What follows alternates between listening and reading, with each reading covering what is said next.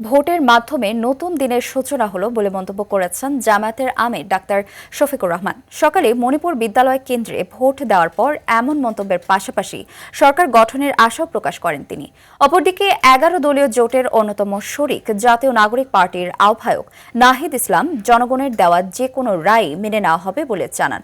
এছাড়া স্বতন্ত্র থেকে ঢাকা 9 এ লড়াই করা তাসনিম জারা এনেছেন নির্বাচন সুষ্ঠু না হওয়ার অভিযোগ। 11 দলীয় জোট ও স্বতন্ত্র প্রার্থীদের ভোট প্রদান ও নির্বাচনী মন্তব্য নিয়ে আতিকুল ইসলাম শাকিলের রিপোর্টে দেখুন বিস্তারিত। হোয়াইট প্লাস প্রো সেনসিটিভ স্কয়ারে মাঠের বাইরেও তো আমরা এভাবে দেশপ্রেম দেখাতে পারি।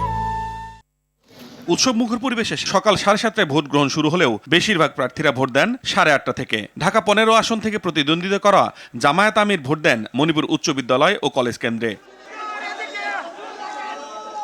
ভোট প্রদান শেষে জানান নিজের সন্তুষ্টি, প্রত্যাশা ও আকাঙ্ক্ষার কথা। ভোট হারানোর পরে আজকে আলহামদুলিল্লাহ আল্লাহ তাআলা আমাদেরকে ভোট দেওয়ার সুযোগ দিয়েছেন। আমি মহান রব্বুল আলামিনের শুকরিয়া আদায় করি।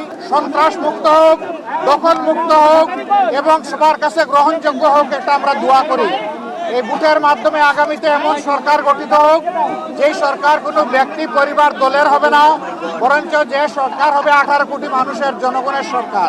অপরদিকে ঢাকায় 11 আসন থেকে লড়ছেন এনসিপির আহ্বায়ক নাহিদ ইসলাম। সকালে বাড্ডার AKM রহমতুল্লাহ বিশ্ববিদ্যালয় কলেজ কেন্দ্রে ভোট দেন তিনি। 16 বছর সুষ্ঠু নির্বাচনের সুযোগ ছিল না, আমাদের আজকে সুযোগ এসেছে এই ভোটাধিকার প্রয়োগের মাধ্যমে গণতন্ত্রকে প্রতিষ্ঠা করার, গণভোটে হ্যাঁ প্রদানের মাধ্যমে সংস্কার প্রক্রিয়াকে বাস্তবায়ন করার এবং 11 দলের পক্ষে অবস্থান নিয়ে বাংলাদেশকে এগিয়ে নিয়ে যাওয়ার। তবে ভোটের মাঠে বড় অভিযোগ আনলেন ঢাকা 9 আসনের স্বতন্ত্র প্রার্থী তাসনিম জারা।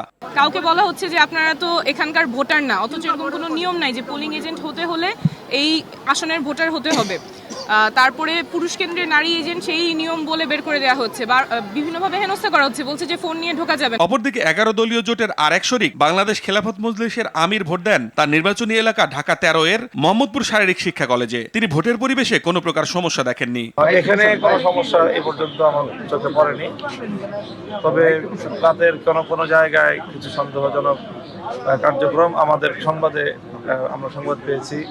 এছাড়া কুমিল্লা থেকে প্রতিদ্বন্দ্বিতা করা 11 দলীয় জোট প্রার্থী হাসনাত আব্দুল্লাহ ভোট দেন দেবিদ্বার উপজেলার গোপালনগর উচ্চ বিদ্যালয় কেন্দ্রে।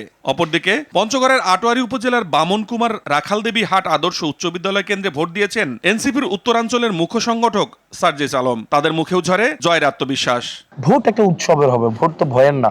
মানুষ তার ভোটাধিকার প্রয়োগ করবে, যাকে ইচ্ছা থাকে, যাকে পছন্দ তাকেই ভোট দিবে। আতিকুল ইসলাম শাকিল, RTV, ঢাকা।